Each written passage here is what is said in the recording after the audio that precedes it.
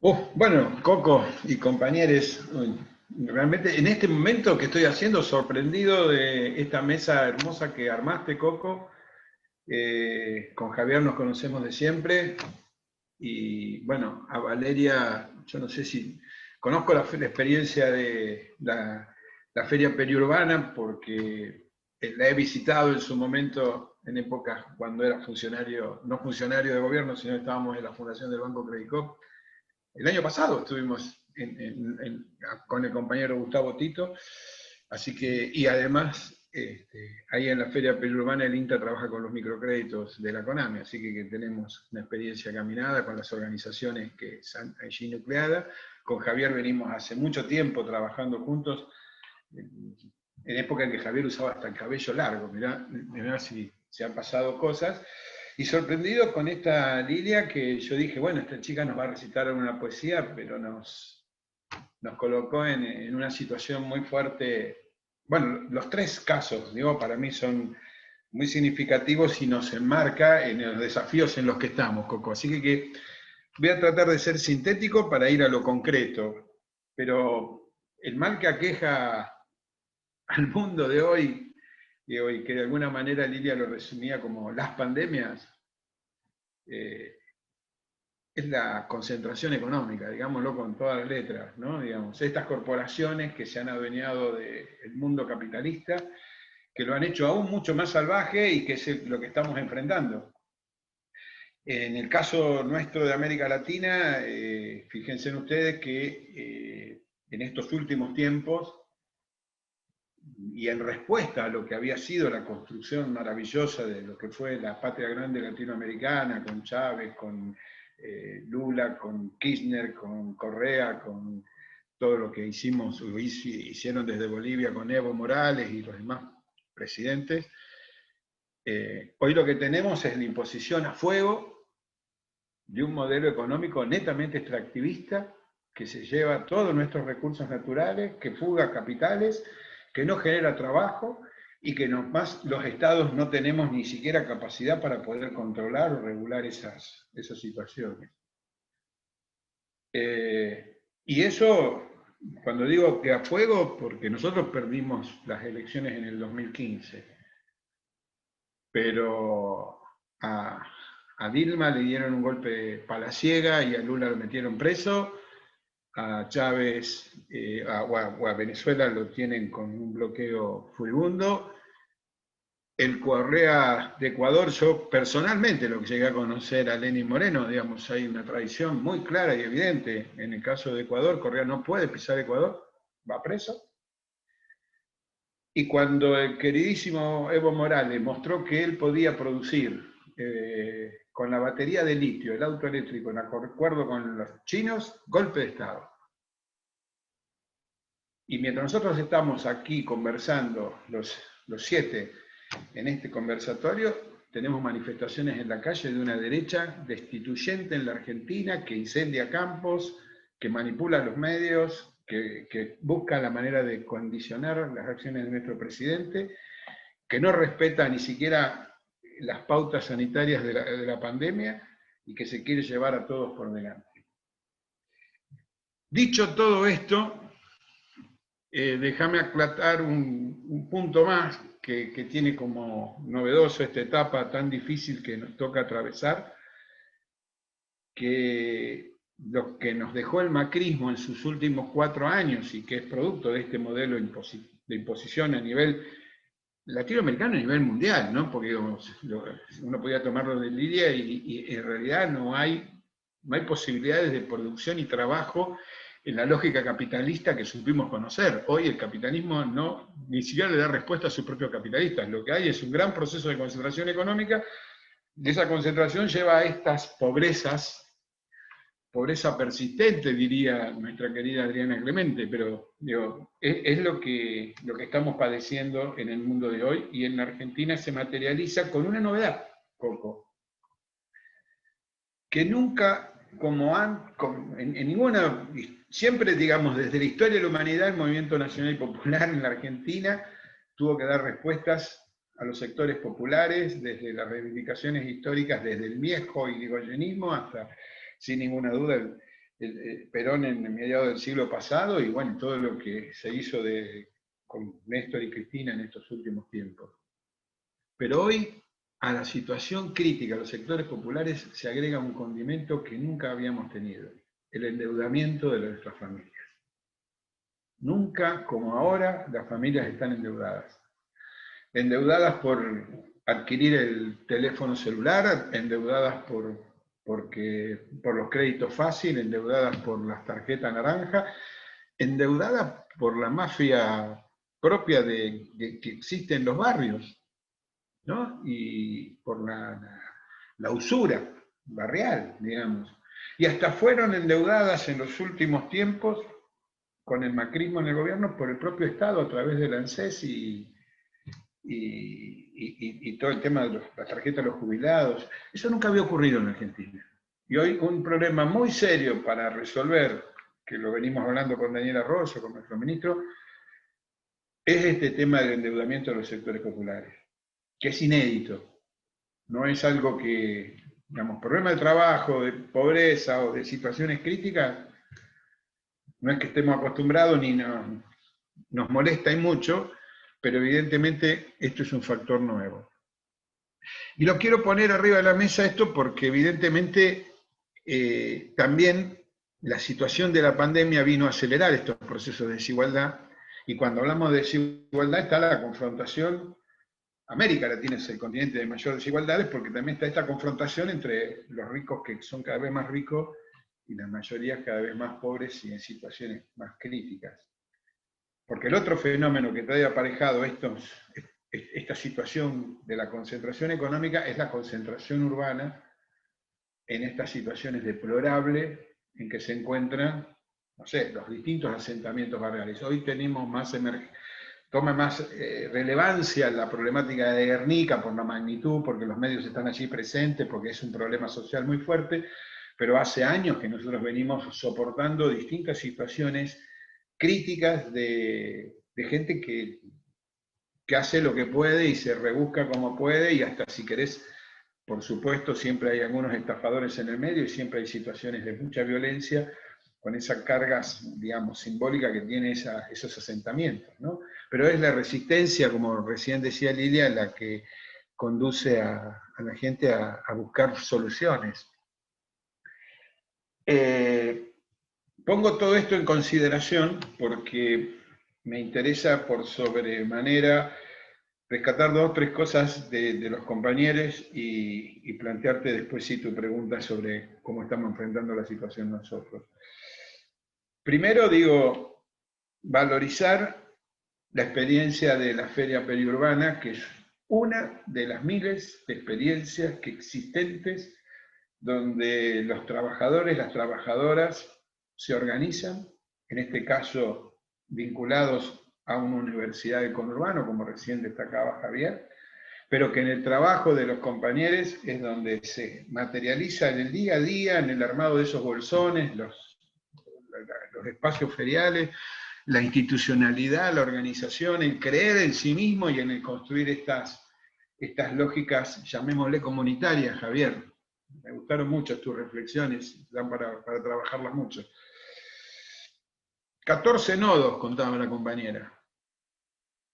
Y yo dije miles de experiencias. Si miles de experiencias que tienen más o menos 14 nodos, o 10, pongámosle, fíjense si multiplicamos todo esto, la fuerza que tiene, la materialización que tiene esta economía solidaria, esta economía popular, que como dicen los brasileños, acontece. Mientras nosotros estamos acá, esto está ocurriendo. Y ese es un potencial enorme, ¿no? Sobre el cual no podemos perder de vista y donde el cual tenemos que pararnos para ir construyendo esa comunidad que nos desafiaba de alguna manera Javier con sus reflexiones.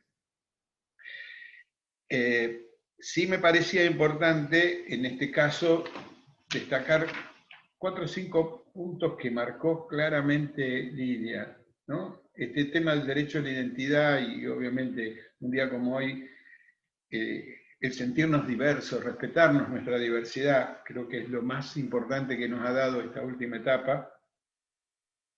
Pero digo, me parece ella señaló como distintos procesos sociales, comunitarios, que fueron dándose desde las distintas experiencias migrantes, desde el malungaje, obviamente el tema de la minga, que esto es algo que nuestras comunidades bolivianas en el conurbano la practican permanentemente, el concepto de cimarrón, que es un concepto tan nuestro y tan perdido por nosotros. En esos procesos es que se arma esta construcción de este sujeto colectivo. Con esas diversidades, con esa heterogeneidad y con esa riqueza, en el contexto de una situación donde el sistema no da para más y no hay respuesta para los laburantes. Y ahí es donde aparecen algunos elementos que yo sí le quisiera responder a Javier, porque me pareció brillante el planteo que hizo. Tengo el libro, pero no lo leí, Javier, así que lo vamos a tener que trabajar. ¿Qué es este concepto de por qué le llamamos populares a las organizaciones? ¿No? Pero digo, ¿cómo se construye comunidad en este contexto? Porque ese es el desafío. Y ahí es donde también quiero atar la reflexión de Javier a lo que venimos haciendo desde el propio ministerio. Primero porque la construcción de comunidad es un proceso y, como bien él lo decía, es un campo al cual tenemos que llegar. Evidentemente, el sistema lo que ha hecho es fragmentarnos, el sistema lo que ha hecho es expoliarnos, privarnos, maltratarnos en todo sentido, ¿no? Digamos, tomemos cualquiera de los elementos que podríamos discutir, ¿no? Digo, desde la situación de cualquier productor, Valeria lo decía recién, ¿no? Digamos, y uno conoce, Juan Carlos Coco lo conocemos de siempre, los problemas en la Carolina, por ejemplo, cada vez que llueve, ¿no? Y andá a explicarle al intendente que hay que mejorar esos caminos. Me ha tocado hace años, ¿no? Y no vamos a dar nombres personales, pero digo, ahí es donde el Estado todavía no está presente. O, si querés, como bien decía Javier, fíjate qué importante que el laburo que ellos hacen de hace ya más de casi 20 años, Javier, 20 años, desde la universidad, digamos, de la UBA, de nuestra querida Universidad de Buenos Aires, hoy hasta si se quiere se potencia con el trabajo de la red de universidades por la economía solidaria, digamos, y todo este trabajo de los 14 nodos por 1000 que recién decía Valeria. Cuando Javier arrancaste con esto no había nada de esto.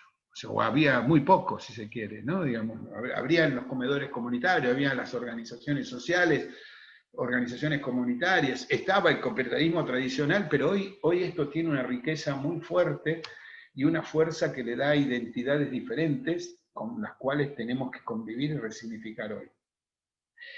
Y en ese proceso de construcción, Javier nos trajo 2 o 3 temas claves. Uno es el tema del hábitat y fundamentalmente en qué espacio se genera y se construye esa comunidad. Y ahí es donde nosotros nos damos una discusión muy fuerte con el tema de los barrios populares y la construcción de lo que llamamos la producción social del hábitat, ¿no? Toda una discusión, no la vamos a traer ahora, pero es todo un momento muy fuerte y que, bueno, un nuevo desafío que incluso estamos adoptando desde el propio ministerio. Pero el concepto que yo quiero tomar más que trajo Javier es esta cuestión de referenciar o resignificar el concepto de trabajo, que de alguna manera también lo planteó Lilia desde su propia resistencia, o lo plantea Valeria desde la misma organización de los productores. Evidentemente el concepto de trabajo hoy abarca toda esta diversidad, esta heterogeneidad, estas complejidades, y tiene que ver fundamentalmente con alguna definición casi doctrinaria, ¿no? Digamos. Nosotros lo que conseguimos son trabajadores y trabajadoras.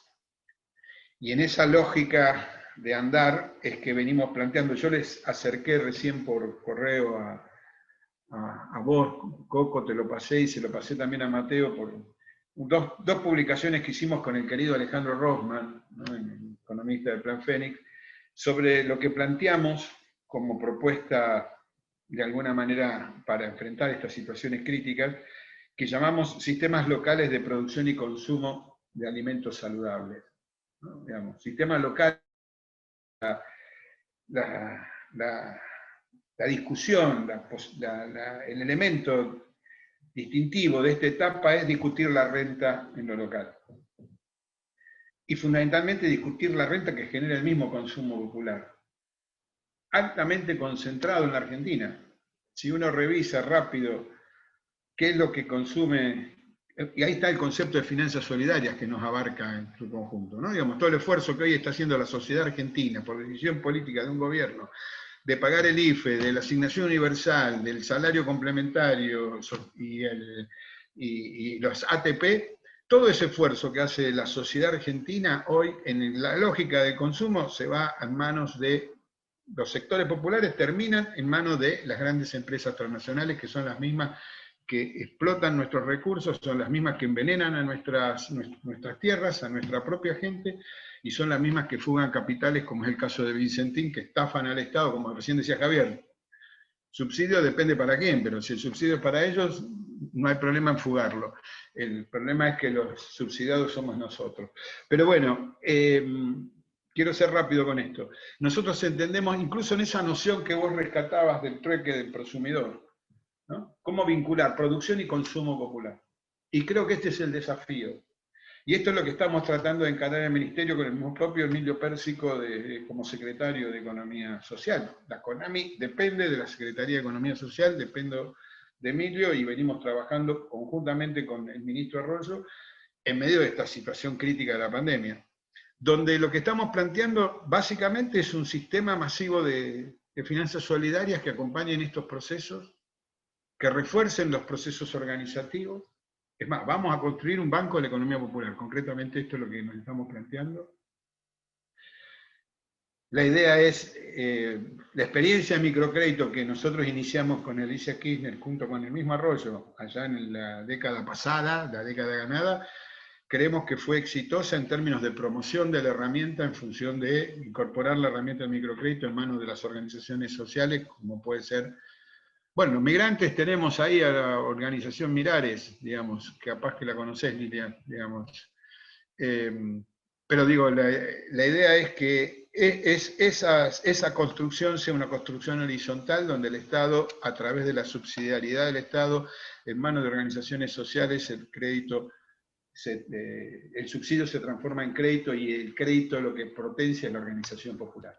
Diríamos en términos de Javier, se sale con trabajo, con un trabajo que esté asociado a la lógica popular y vinculado en la generación de trabajo y en la generación de mayor comunidad. Se sale en la resignificación de las políticas de Estado, del Estado en sí mismo y fundamentalmente interpelar al Estado local, en democratizar el mercado. Si no democratizamos los mercados y seguimos adquiriendo productos que después consumen las grandes corporaciones o que benefician a las grandes corporaciones, estamos jodidos. Y fundamentalmente se sale en la construcción entre las organizaciones, los vecinos y los trabajadores organizados y trabajadoras organizadas, en la construcción de un nuevo contrato social. Que eso es lo que nos pide Cristina Kirchner en su libro Sinceramente. Lo ponemos arriba de consideración porque creemos que en ese proceso estamos hoy, en construir un nuevo sujeto que sea capaz de sostener estas políticas públicas, pero que fundamentalmente tengan la capacidad de generar el poder necesario para transformar las condiciones de mercado y transformar al Estado. Y transformarnos a nosotros mismos. Bien, Alberto. Te agradezco muchísimo.